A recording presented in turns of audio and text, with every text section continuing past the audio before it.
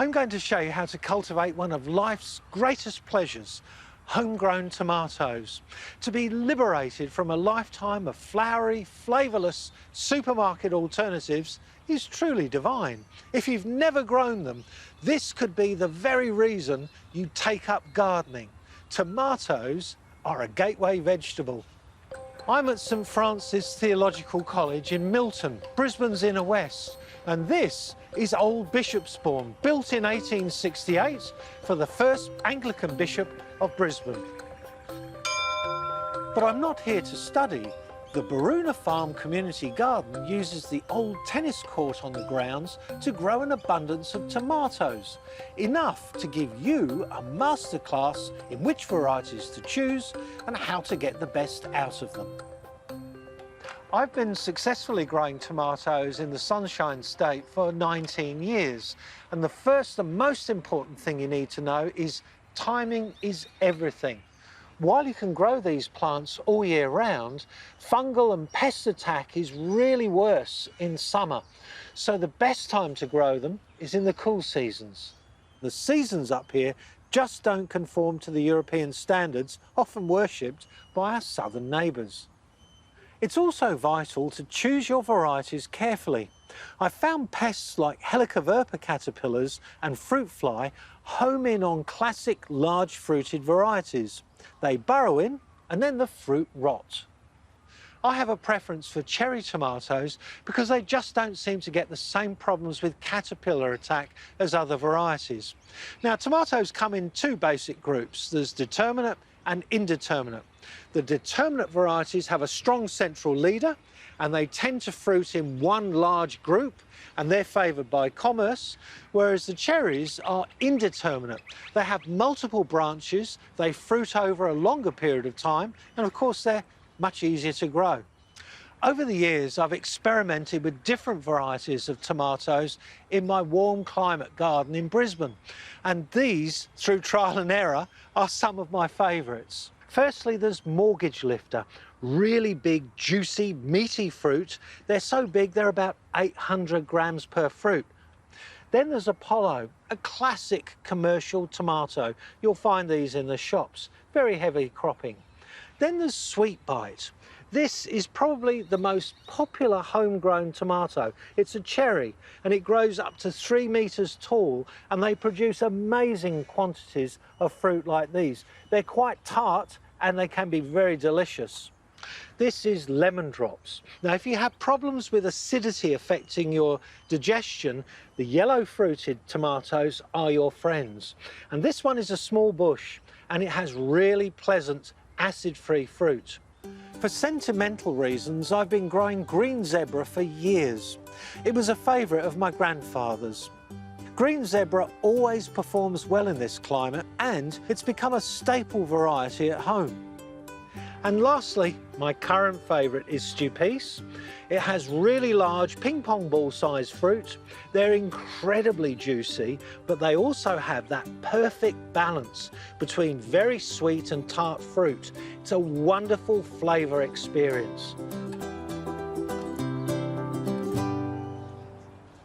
Tomatoes prefer soil which is neutral, neither acid or alkaline, and they don't need a lot of fertiliser. In fact, too much nitrogen can cause lots of leafy growth at the expense of fruit. So I've dug the bed.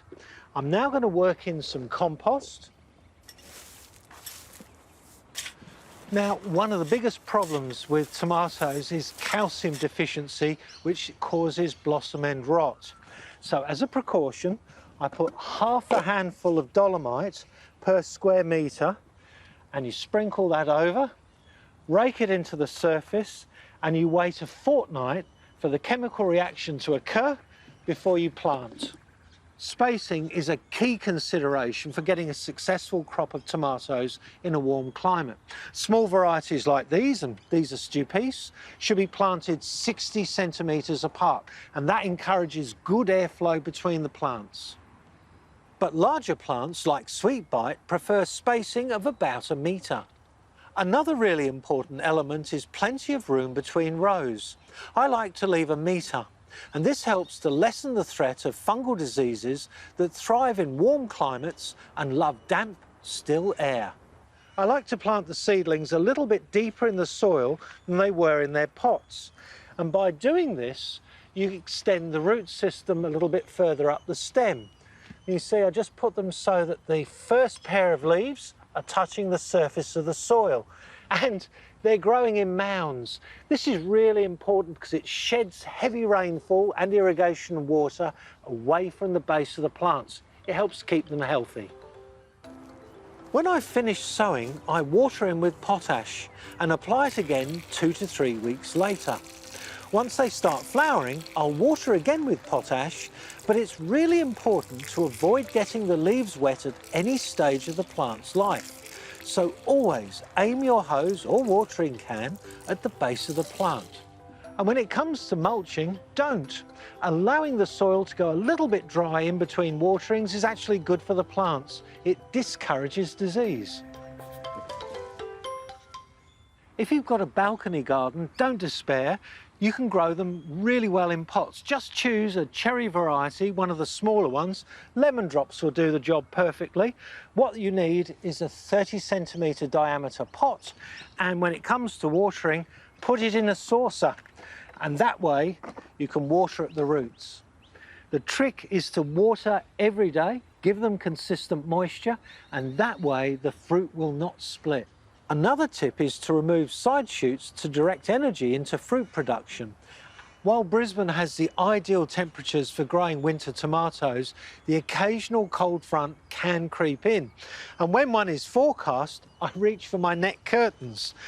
And just as the sun is going down, I'll cover them with this. And when the sun comes up in the morning, I'll remove them immediately, and they'll provide just the perfect protection as the cold front goes over. Now, if you do get tomatoes affected by cold, you'll never forget it because they turn blue and they don't grow very well after that. Net curtains are the perfect solution.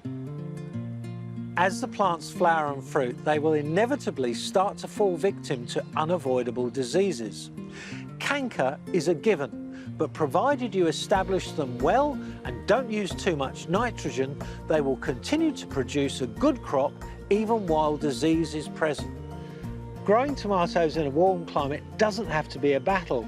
If you follow these tips and you get your timing right, you should be enjoying a wonderful heavenly harvest at your home too.